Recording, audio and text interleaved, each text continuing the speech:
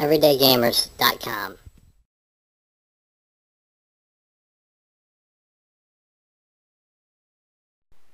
Okay guys, it's time for Everyday Gamers, and as I promised, I'm going to go ahead and bring you an E3 wrap-up on the big three, not on E3 in general, but just on what I thought of Microsoft, Nintendo, and Sony's press conferences. And in this video, I'll go ahead and announce who I think was the winner.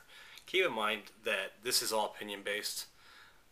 This has nothing to do with, whether I'm right, you're wrong, so-and-so's right, so-and-so's wrong. So let's just keep in mind that this is opinion, and everybody's going to see things differently. There's going to be people who think that Nintendo won. There's going to be people that think that Sony won. There's going to be people that think that Microsoft won. There'll be people that think that they all won. There'll be people that think they all lost. So no matter what I have to say on this video, somebody's not going to agree with me. And whether or not you agree or you disagree with me, just keep in mind that I'm trying to do this from an objective standpoint. I'm doing this as a gamer because I love video games, and it is my favorite hobby. So as much as I may prefer one console over another, at the end of the day, I own every console. I play every single console, and I want them all to succeed. So on that note, let me go ahead and jump into, first of all, the negatives of the conference. I'll start with Microsoft. I don't know why they decided to open up the show with such a long presentation of rock band Beatles. I don't care about Paul McCartney and any other Beatle coming out on stage acting like an idiot when they have no idea, no clue what in the world they're doing there.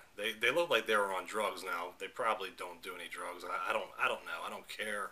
But they really seem to have no clue about what E3 was. The only thing they know is that they're now in a video game, and they're making more money, and they're collecting another paycheck. So for them, they're just there for that. And while some of the old people or older people may actually enjoy that, now keep in mind I'm 27, so I guess I'm not like incredibly young, but I guess there may be some people who would enjoy that. For the most part, I think the average gamer probably just shook their head at that and said that was kind of lame. And just to spend so much time opening up your press conference with that, I felt like it was time wasted.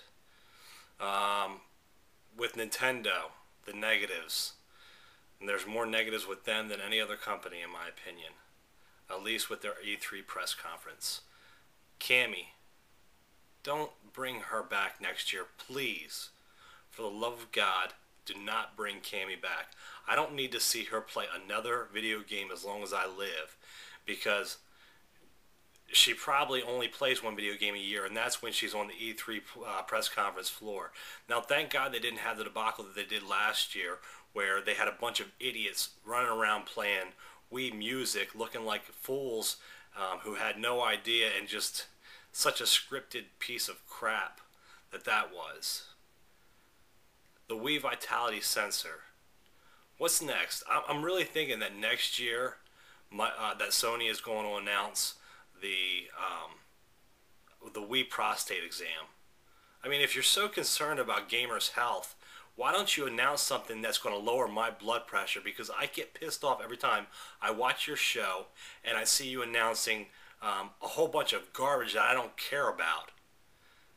And you're going to announce a video game based on James Patterson or whoever he is, for, females who read female novels.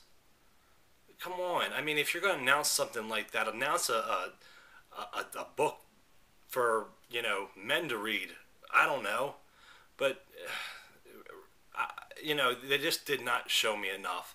And they frustrated me, obviously, if you can't tell by the tone of my voice. The negatives with Sony. The PSP Go, really? That's your answer to the PSP 3000? That's what you're going to give us? As gamers, the only thing we've asked for with the PSP is a second analog stick.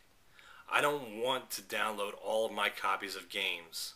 Now, granted, I'll probably buy it. I'll probably buy the PSP Go because I am a sucker. But you could have given us an analog stick, a second analog stick on the PSP, and people would have been so happy. Why can't you do that? What is so hard about adding an analog stick? You know, when I saw the PSP Go, I thought that maybe you guys had come to your senses, and you know, from the initial screenshots that I saw a really quick glimpse of it. I'm like, they finally added a second analog stick. No, that's not the case.